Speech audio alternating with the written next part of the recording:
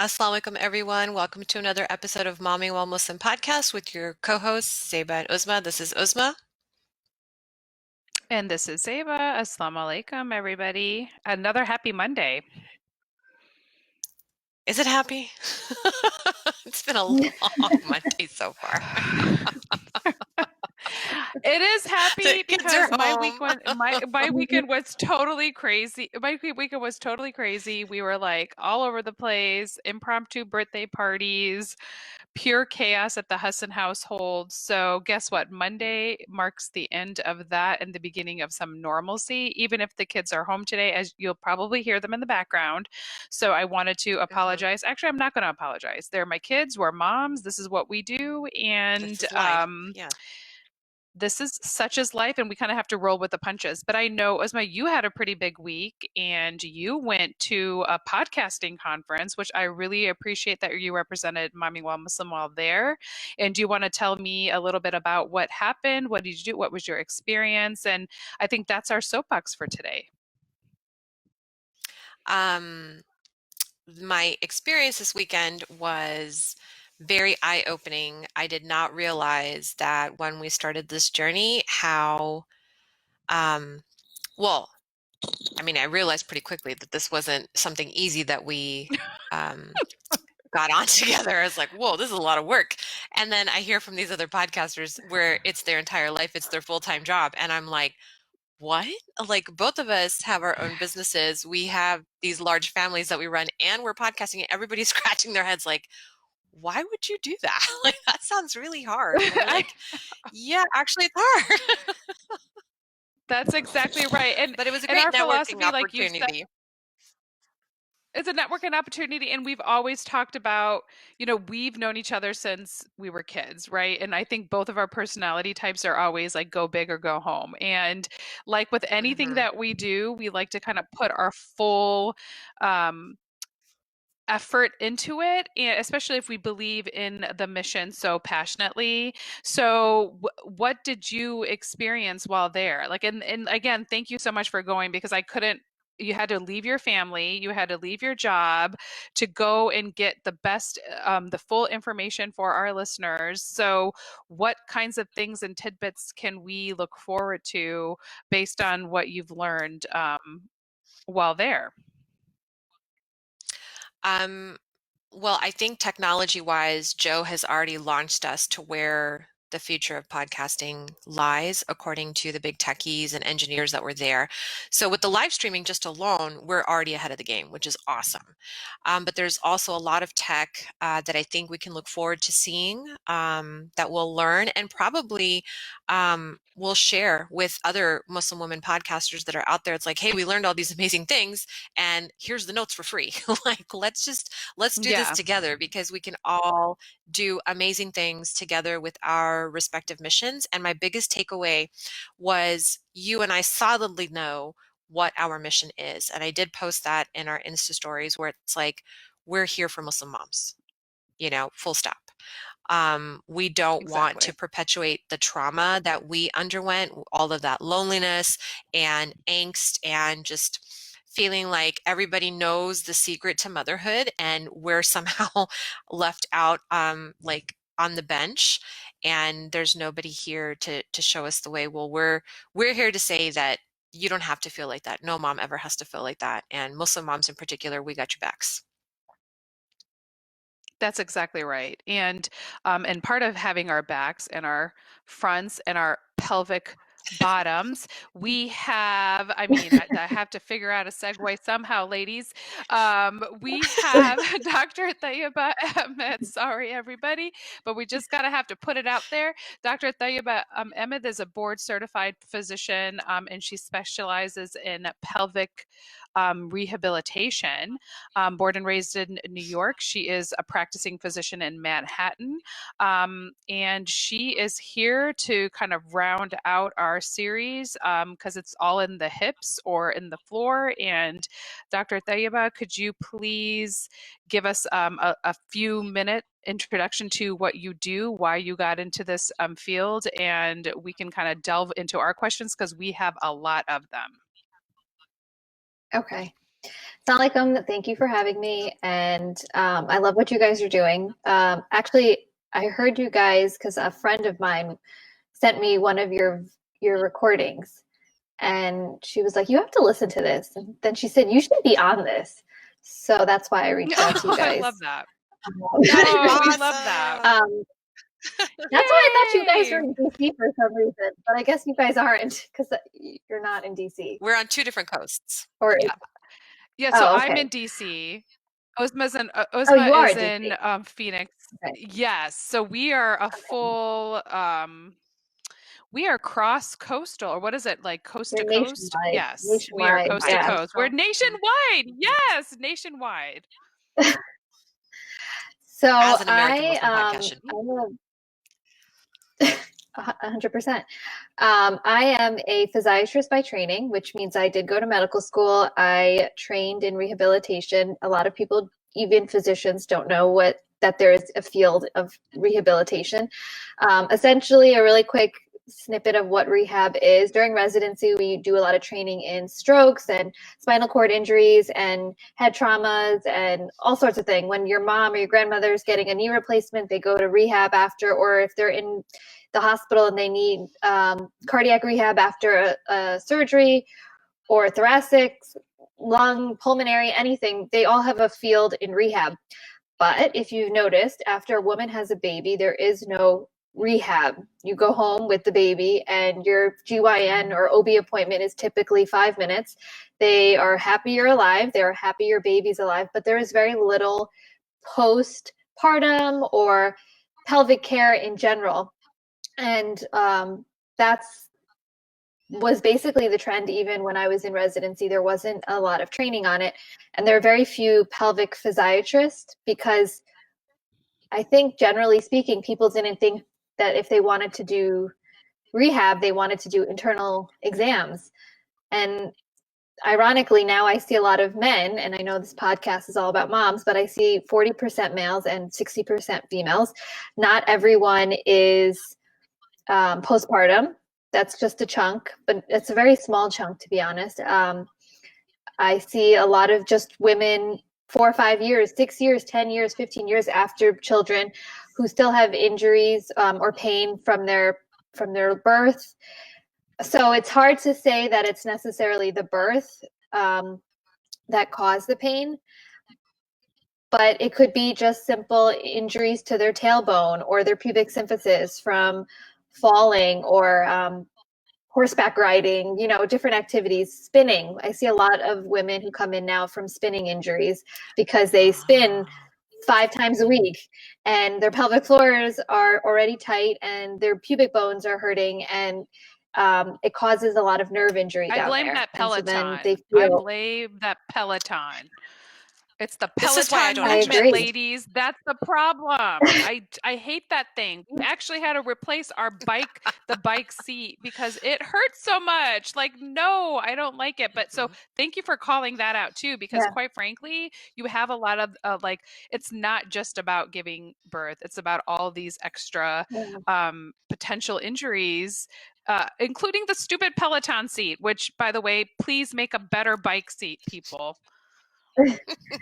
Well, that's the thing. Public I think service people announcement. are not realizing that there's no research on what it's gonna show in terms of pelvic pain, right? The Peloton's out now. It's like when people get like laser eye surgery, they're like, well, what's the research? What have we seen in the last 30 years? We don't know what's gonna show for pelvic pain, but all I can say is that I see a lot of people who spin a lot and they have a lot of pain in their pubic area. So it doesn't take a genius to figure out that there is a correlation. And in 30 years, we'll probably have some research on that. It's a huge correlation. I'm Yeah, telling you that you can start the Peloton movement. Well, I think I don't know that generally, like when I Peloton's tell gonna like patients, pay well, her for saying their product sucks. I think generally it's not so much like if you spend a lot of your time sitting, that is usually when it feels worse. So if Yes. a lot of people are standing, then technically, but also if you're shearing that pubic bone, that's when it can cause injury too. So it's hard to say. I mean, It's really dependent on the person and how much they're spinning. Like, I mean, obviously with everything, you should do it in moderation. It shouldn't be to the point where you're like, doing it every single day for an hour straight. It's just one of those things. But I see a lot of other things for pelvic floor. So basically, I mean, the pelvic floor is between the pubic symphysis and the tailbone, and it holds your bladder, your uterus, and your descending colon up, and it acts like a hammock underneath. And so when your pelvic floor is loosey-goosey, it tends to be weak and loose and hypoactive or hypotonic. And when it's tight, it's contracted and spastic. And for those people, they typically present with pain. They might have urinary frequency, urinary urgency, pain with intercourse, or chronic constipation. And this stuff starts early. So a lot of people I see have been chronically constipated since they were little kids, or have urinary frequency. I bet as moms, we have this habit of telling our kids, go to the bathroom before we leave. And I don't care if you just pee, just go pee again. And that actually trains the bladder to now think that you're supposed to pee every 30 minutes or every half hour unnecessarily. Now, if you kind of see, like, if you do it like once a day, not the worst thing in the world, but you're doing that every time you leave the house, especially in suburbia where you're leaving the house like 3 or 4 times a day, and your kids are in this habit of using the bathroom every 1 hour, now we're actually training the bladder to go more frequently than we need to. Add in an anxious kid who's clenching their pelvic floor, and now it's actually harder for them to pee. So they may feel that, ooh, I have to pee, but then they go to the bathroom and only a small amount's coming, and then they have to pee again, which means they're not emptying the first time around. And they probably, now I see that they haven't gone to well, probably also because so they I don't see that necessarily have to pee. Sorry, we're on a lag, so I feel like I'm interrupting you. No. So they think they feel like they have to pee. They go pee small amounts, and now they're having trouble peeing. Now, a pelvic floor that's tight and spastic and contracted, now they can't. The urethra goes right through that pelvic floor, and it makes it harder for them to urinate. And so there's that kind of the science to it. But basically, generally speaking, we shouldn't be encouraging our kids to pee unless they actually have to pee. But then as soon as we get in the car, they're going to want to pee. That's the problem. That's why we make them empty their bladder. Well, so we have to, like, if it's within 3 hours of the last time they peed, 2 to 3 hours, then fine. Yeah, they should pee. But if it's like they just peed 15 minutes ago, then we don't really need to do that. I agree with that. Okay. We can use some of this information for our potty training episode on another day, because that's actually really important. Because I think a lot of parents set that 30-minute timer or whatever nonsense they do and kind of force their kids to pee when really they don't need to. Yeah. But like for me, I have to say, like, I was excited to have you on because I'm in the loosey-goosey category, and I'm not going to pretend like I'm not. And what are the things that I can do, or people like myself having had 4 babies, to kind of tighten things up down there? Because I think the buzzword is always Kegels, but I don't know if people are doing Kegels the right way. So Kegels are typically a contraction of the pelvic floor muscles. There's different, just like when you do a bicep or a tricep, there's different ways to do biceps or triceps. There's also different weights you can use, and there are a lot of like things that people are that they're selling, like Kegel weights and different tools, like the LV has a tool. I don't even want to see what that looks like. So they're essentially like, I mean, what does that look like? Some of them look like little balls, because on social media, I get a lot of things for free. And they're like colorful. So like they're hot pink or they're purple. And like daughters like see it and they want to put it in their mouths. And I'm like, it's not a candy. Like this is a ball. It's not. Ball. No.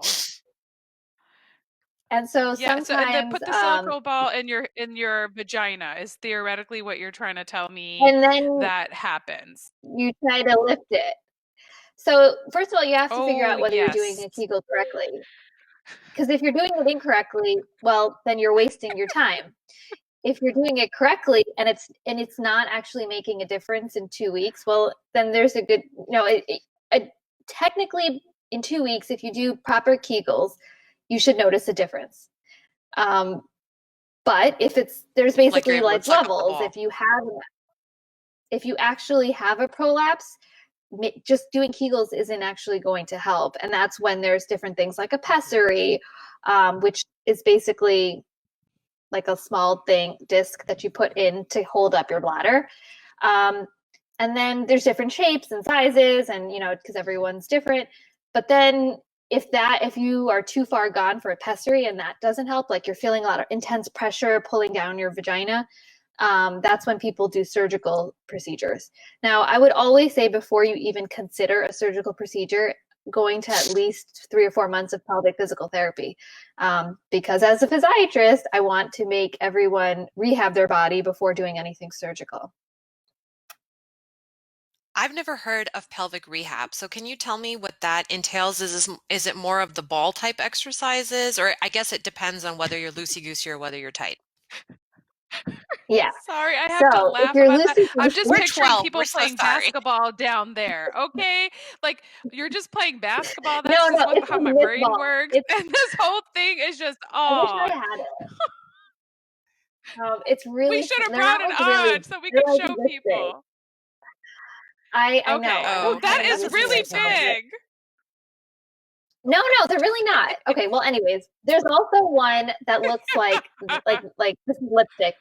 It essentially looks like a tampon. It's called the Leva. It's from a brand, from a pharma company called Famova. And they actually require a prescription, which is actually something that would be worth the investment. Okay, so first I'll just talk about physical therapy. So I've actually been to pelvic physical therapy. They go, they evaluate you, and they get a sense of what your muscles feel like. Are you loosey-goosey or are you actually tight? And if you are tight, there's 2 separate things. So if you are tight, it's essentially what you would do at a massage place. They massage it out, which seems really crazy, but you're going to someone who's a trained professional and that's all they do. So they're massaging out those areas, they're making it nice and loose, and they're trying to basically get those muscles to start relaxing when they should and contracting when they should.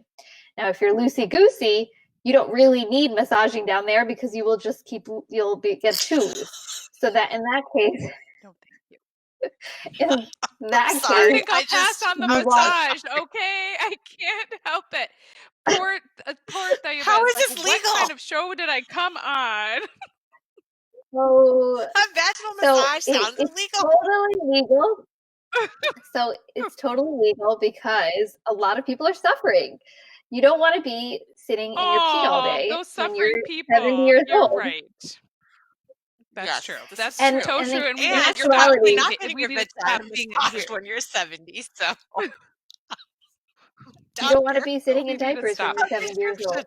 You don't want to be sitting in diapers. You're 100% right. And I'm sorry, Tayyaba, we are such like teenagers about this stuff. So I am so glad that you're on this show to kind of break this, like the stigma, like the stereotype around it, because we probably, because I would have to say I've never heard about this. So I'm so thankful that you are bringing this to the forefront and perhaps never heard about it. I guarantee you, after people hear this, you will get a ton of messages from people saying, actually, I have pain with sex, or actually, I can't sit because it hurts so much, or I don't have, my clitoris hurts, or there's like a ton of stuff people will constantly come in, like I have rectal burning, or I'm chronically constipated, or I have urinary frequency.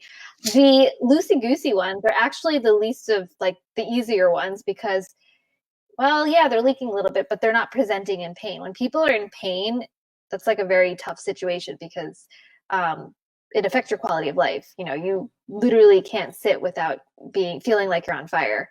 So these people would not be laughing. They are like miserable, unhappy, and they just want solutions. So they'll take, honestly, there's like tons of pelvic floor dysfunction groups on Facebook. There's a lot of people just like even pelvic, if you ever read about pelvic floor dysfunction, We have like a pelvic health support group that, because there is such a need for it in pelvic pain in general, that Pelvic Pain Awareness Month is in May. And so we do a whole big summit for it, and we get a whole bunch of speakers to discuss, because pelvic pain doesn't just come from like a tight pelvic floor or postpartum. It can come from hernias. It can come from undiagnosed pubic symphysis dysfunction. It can come from SI joint dysfunction.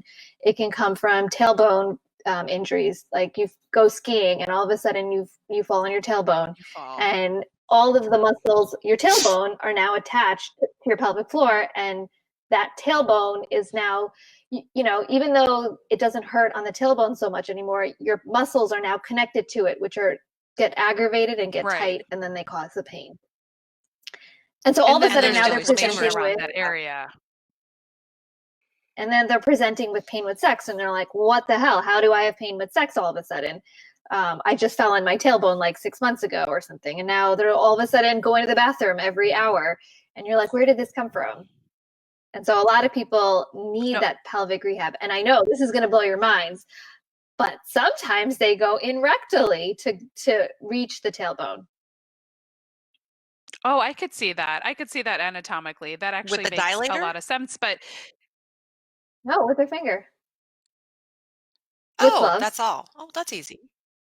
Obviously, yes. So my question to you, Tayyaba, before we move on, because you focused on something that you two are doctors, so I'm not quite sure of the vernacular, but pubic symphysis. Could you explain to somebody what that is? Like somebody like myself that has never heard of this. So the pubic symphysis is just the bone, like right in between your, I guess, how do I describe this to someone? You know, everyone knows the pubic bone, right? No? Yes. Your cooch bone, so Eva. Your cooch, you know, that bone, that, right? What is the U bone? Is that the hip? So it's called the osteitis. So that's the thing. So there's this pelvis. And then I should have brought my pelvis. There is this top of here. This is your actual ASIS right in the front, your iliac bone. And your hip is actually down here. And everyone feels like, okay, is this your hip? No, this is your hip. Your hip is much further down because your hip isn't actually the iliac bone. Your hip is where your femur attaches, which is your leg. So a lot of people are like, oh, my hip hurts, my hip hurts. But they're really pointing to the wrong body part. And then in terms of your pubic symphysis, that's where your pelvis attaches. And so when you have a baby, in some women, that pubic bone, because there's cartilage that sits in between it, it can actually separate, which is very painful. Right. Because you don't want it to be separated. And when people gain weight, it can get inflamed. If you spin a lot, it can be inflamed. If you fall on your, like, if you're like riding a bike or something and you fell or something and it hit you right dead center in the middle, that would hurt a lot too. So when it's just an inflammation, it's called osteitis pubis. Just, you know, anytime you have itis, it's an inflammation. And when it's actually a separation, they'll say pubic bone separation or pubic separation. But essentially, there's really no treatment unless it's like severely separated. And even then, usually very few like orthopedic surgeons are going to do anything unless it's totally. But I mean, most of the time that separation can happen during pregnancy or delivery. But usually it resolves postpartum. So how I've seen women with walkers say that they don't afterwards? Walkers or like vans, and I've seen them. I've heard them go to therapy, but not pelvic therapy specifically. But I imagine that's what it was. They're definitely going to pelvic therapy. So like the difference between pelvic therapy and sports medicine therapy, like ortho, is that everyone is ortho trained first. Just like I was trained in physiatry first, then I went on to learn more about pelvic. These usually women go on to do a Herman and Wallace course, or it's like a pelvic rehab course. And a lot of them do 2, 3, 4, 5, like a bunch of extra courses. And then they start treating women's health. The ones that are really, like in New York City, there's maybe 30 pelvic rehab offices literally in Manhattan in like 7 miles. Oh, But wow. outside of New York, I know one in DC, but I'm sure there's like 5 Yeah, maybe. I was going to say, I don't know. I don't even think There's not a so. lot. To be honest with you, I don't, yeah, there are not a lot here for sure. There's probably like 1 or 2. I think there's like 2 in Atlanta that I know of, and like 3 or 4 in like different parts of Florida. But we're really blessed in New York City, where literally on my street there's like 3 that I like. But that's because New York, we just have a ton of people and we're just really cool. But Yes. She's not proud of where she's from at all. I love that. No, so this is very interesting because you do say it's a very specialized field, and obviously you chose Yeah. to delve deeper into this field. What was one of the main motivators for you to go into pelvic rehabilitation? so I actually was kind of a little bit loosey goosey like yourself. I had my 2 kids, and I would work out I only started working out after I had my second daughter, and I was also couldn't do jumping jacks. And then one of my colleagues who was actually she was doing women's health, but it was more like SI joints and pubic symphysis dysfunction.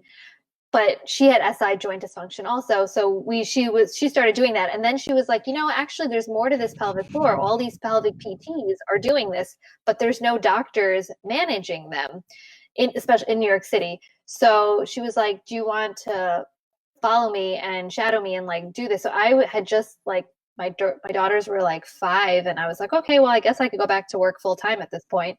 And I started with her like 3 years ago, and I've been doing pelvic rehab since. So it's a little bit more now than like, it's not as sports medicine as it used to be. Now there's a lot more muscular stuff. So I do trigger point injections into the pelvic floor, and I give medications. I'm going to keep blowing your mind with like different suppositories and in valium suppositories I Wow. give patients, and there's a Oh, lot. The So what field does is that mean, Valium definitely suppository? Like, what does that actually mean? So you're like popping a Valium up there, and like, what does that do? yep. so Relaxes it. I actually it does relax Really? it, just like when you take a Valium in your orally, it relaxes you orally, but it relaxes your pelvic floor. But I usually put it in combination with the muscle relaxant, and I send it to a Right. compounding pharmacy, so it looks like a little bullet. So it's not an actual medication, like tablet, like that you're just shoving up there.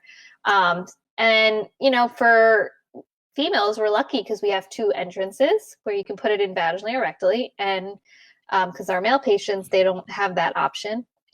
But for like patients who have chronic constipation or tailbone injuries, I say use it rectally. And for people who have pain with sex or urinary stuff or pubic symphysis pain and have more of the issues in the front, I say use it vaginally. But there's no sphincter, so it doesn't stay up there as well as if you do it rectally. That's That actually makes good so to much know. sense to me. I learned something new today. Like my mind is totally blown. I'm not even gonna lie. Yeah, no. So, I did not know that people it's had very, issues with tightness that much. oh yeah, a lot. So much so that like So let me ask you I this. am in Long Island. Yeah. So Go let me ahead. ask You're you in this, Long because so Island? you're saying that there are, oh, sorry, I don't know. It's okay. because we're on such a lag, so I feel like I have a really quick question for you, because I've talked to a lot of women and we talk about these things. I mean, that's just something that's one of the beauties of our communities. So you deal with the physical aspect of the tightness, let's say through pain, through sexual intercourse. Now, do you or have you ever known of somebody that has a mental reason, not necessarily a physical reason for that pain? And if you've seen So, that, what are the traditional treatments what you do, or do you recommend them doing something else? Like I'm talking about, so sexual typically trauma and things like that. that, yeah. So typically, a lot of people will come to me and they'll say, so in my questionnaire, the first thing I ask them, like in that hour and a half I meet with the patient, So I know I'm in New York City. I spend an hour and a half with every new patient because I run through awesome. their whole history. I run through, have you ever been abused or any unwanted sexual contact, any trauma, any balls on your tailbone? What exercises do you do? What workouts do you do? What sports did you do? Were you a dancer? Like I run through a whole thing. And if somebody sounds like they probably have some psychological stuff, because like most of these people are coming to me after 4 or 5 years of searching and they're still in pain and they're going to like 10, 15, 20 doctors. So because I'm in such a small niche field, it takes them like, you know, years before they find someone who actually can diagnose pelvic floor dysfunction. A lot of these people, they have trauma, but they also have physical findings. Yes. So if they're going to Got it. someone who doesn't know how to diagnose the physical findings, they're being told they're crazy or it's in their head. And that if you need to relax, or I mean, my white patients, a lot of times drink a glass of wine, it's totally fine. Or Yeah. just use some lidocaine right before sex, or just like grin and bear, it'll be okay, you know. And a lot, but I have so many Desi girls, like Pakistani, like And they all see types you of mean Muslim. I have Indo-Pak Egyptians, girls. Arab. Yeah. Yeah, like Indo-Pak, but also Arabs. I get a lot of patients who come from all over New York. I have patients who come from like DC, all over the country. And these girls are literally married 3, 4 years before they can have intercourse because they can't get penetrated. They've never been able to put a tampon in.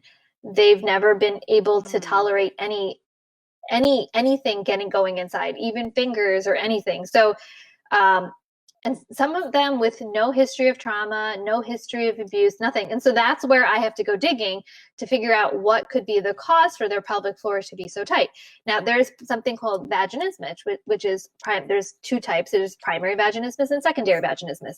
So primary is when the first time you try to put something in. And so our parents never encouraged tampon use because God forbid we put something inside of our vaginas. So a lot of these girls don't realize they have a problem with penetration until they get married. And so that's primary vaginismus because it's the first time something ever went in. But the unfortunate thing is that these girls don't figure it out until they're 35 or 30, 28, 9, some 29, whatever. But they're white girls. They come to me and they are like 18 and they come with their mothers and they're like, I tried having sex with my boyfriend and he can't get in. And the mother's sitting right there and they're dealing with their problem and we makes things work. And I teach them about dilators and stuff. So it's like two separate worlds. Not that I'm saying that we should be like coming there with our mothers when we're 18, but encouraging tampon use wouldn't be the worst thing in the world because if you realize there's a problem, you're not waiting until you're married. And some would say using like a box of dilators would actually be a nice bridal shower gift because you don't really we can look up that and put the links in our show notes. So okay, I actually did a webinar for Imana. Just real quick, I did want to kind of have you expand a little bit on the point that you made about you're getting married and these girls cannot get penetrated. Do you think it's because like the mental block of this whole story that we create around virginity and all that we stress for the girls and not in our Muslim sex cultures, and all regardless of where you're coming from? Yeah, there's definitely a psychological component. I mean, so there's the primary vaginismus and then the secondary. The secondary, it happens again sometimes in people's lives. Most of the time, the secondary is like an actual hormonal or functional, but usually primary vaginismus, there is usually a psychological component to it. And yeah, growing up, Muslim girls are taught not to do anything, I don't know, like you're told masturbation's haram, you're told all this stuff's haram. So nobody wants to put anything down there. And so a lot of them are tensing up, but I haven't found a correlation to see, is it like between sisters? Oftentimes it's not usually like all the sisters in one family so I don't know why it's one person versus another person, but I definitely believe that there is a strong correlation to anxiety, like generalized anxiety with the vaginismus as well. Thank you for that. Now, can you tell us about your webinar that you did for Imana? Oh, okay. So Imana asked me to do a webinar, and I did it on vaginismus and endometriosis. And so I had all my props for that day. So if you want to watch it, I gave you guys the link to share, and you just have to sign up, but you don't get seen or anything. So I like show all the dilators. Our audience what that is. Okay, so I just got a link available for us that to already put in our show happened. notes. Okay, perfect. Yeah, it's in your notes. I went over dilators. I showed the Leva, which is the tampon-looking thing for the hypotonic loosey-goosey women.